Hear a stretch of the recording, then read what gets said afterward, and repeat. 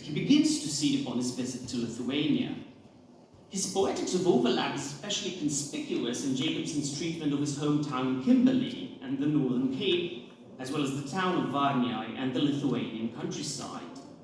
Varniai's description as remote, out of the way, lacking streets and convenient transportation to the central city of the country is constantly paralleled by the writer's near-identical account of Kimberley, shabby bypass place even within South Africa. For the writer, South Africa and Central Europe are each other's splitting image. Both are provincial, holding the status of rough and ready and next to civilization. Both are described as flat, empty, silent, vacant. Heschel's kingdom reinscribes not only South African and Central European topographies, but their pasts as well. The two hinterlands become subject to the same historical, political, and demographic processes. One of the most elaborate parallels between the two societies is provided when the writer tries to build an analogy between various ethnic and national groups that have populated both regions.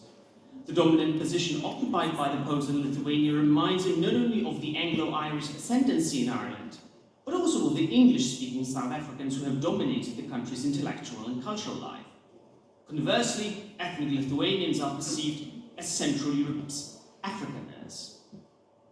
Elsewhere, his visit to Kaunas and Vilnius synagogues and subsequent speculation about the museum role they were supposed to perform once the extermination of the European Jews had been completed become conflated with what he sees as analogous ethnographic displays he saw in South Africa, featuring the works by the San peoples, who in the 19th century were pushed to the edge of extinction by pagan colonists.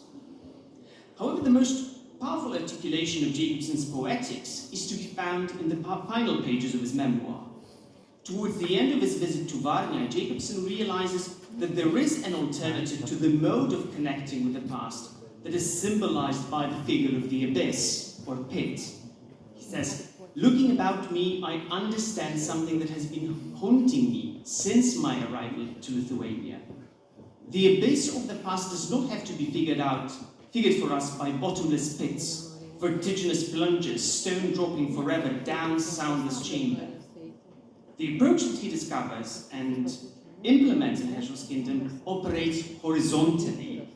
It is a form of past presency, where the past can inhabit the present, where history, spaces, and the various users can blur into each other. It is a method that brings together different experiences and creates an opportunity for multi-directional relationships. That is why the pits become replaced by benches and civic buildings,